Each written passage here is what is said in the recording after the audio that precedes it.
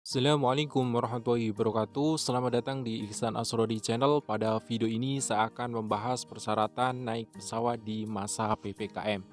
Jadi tujuan utama PPKM adalah membatasi mobilitas masyarakat agar tidak bepergian. Kalaupun kita ingin bepergian ya, Anda harus menyiapkan persyaratan yang telah ditetapkan pemerintah.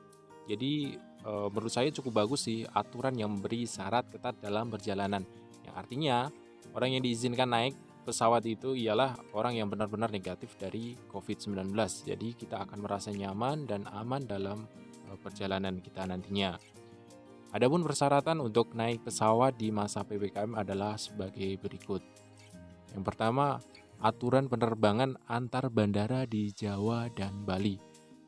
Untuk penerbangan domestik antar bandara di wilayah Jawa dan Bali, penumpang diwajibkan menunjukkan kartu vaksin minimal dosis pertama. Bagi yang baru vaksin dosis pertama, harus menunjukkan surat keterangan hasil negatif tes RT-PCR yang sampelnya diambil dalam kurun waktu 2 kali 24 jam sebelum keberangkatan.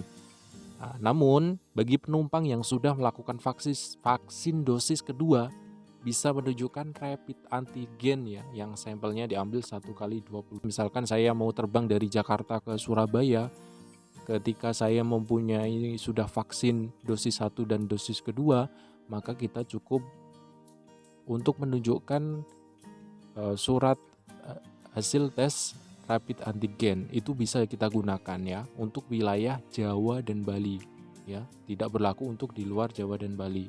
Nah, apabila kita baru vaksin dosis pertama, maka kita tetap wajib menggunakan tes RT-PCR atau swab ya. Yang kedua, aturan penerbangan dari atau menuju bandara di Jawa, Bali. Nah, untuk sementara itu, untuk penerbangan domestik dari luar wilayah Jawa, Bali ke bandara Jawa dan Bali maupun sebaliknya diatur ketentuan bahwa penumpang wajib menunjukkan vaksin minimal vaksinasi dosis pertama. Nah, selain itu penumpang juga wajib menunjukkan surat keterangan hasil negatif tes RT-PCR yang sampelnya diambil 2 kali 24 jam sebelum keberangkatan.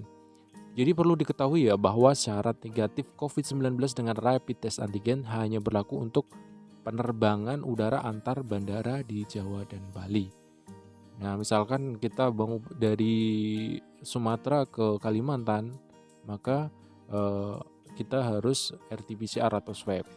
Sama kalau misalkan dari Sumatera ke Jawa, itu juga harus RT-PCR walaupun kita sudah mempunyai vaksin dosis kedua atau sertifikat vaksin dosis kedua. Terus hal-hal yang harus diperhatikan, yang pertama adalah hasil negatif tes COVID-19 wajib diterbitkan ya oleh Vaskes yang disebutkan dalam keputusan Menkes RI. Jadi teman-teman silahkan cek ya di kolom deskripsi untuk fasilitas kesehatan yang support ya, yang sudah terintegrasi dengan aplikasi Peduli Lindungi. Yang kedua, semua penumpang harus mengisi e-hak yang terintegrasi dengan aplikasi Peduli Lindungi. Nah, aplikasi Peduli Lindungi yang kalian dapat unduh di aplikasi Android dan iOS. Jadi keuntungan kalau kita download aplikasi Peduli Lindungi, kita akan cepat ya dalam proses verifikasi di bandara tanpa ngantri validasi manual. Yang ketiga, penumpang berusia di bawah 18 tahun, tetap diwajibkan mengikuti persyaratan dokumen yang berlaku sesuai dengan daerah tujuan. Nah, artinya misalkan umur 12 tahun atau umur 13 tahun itu dia juga wajib menunjukkan kartu vaksin dan menunjukkan hasil negatif dari RT-PCR. Terus penumpang berusia di bawah 12 tahun sementara dilarang untuk melakukan penerbangan domestik. Jadi selain persyaratan di atas ya, sesampainya di bandara tujuan, penumpang dimungkinkan ya mendapat pemeriksaan tambahan dari otoritas setempat. Nah, seperti kalau kita datang ke tujuan Banjarmasin nih misalkan, atau Palangkaraya, Manado, dan Tarakan, maka di bandara akan ada tes COVID ulang ya. Tes ulang di bandara dan diperhatikan ya untuk cari referensi untuk cek persyaratan yang dibutuhkan untuk otoritas atau pemerintah kota tujuannya.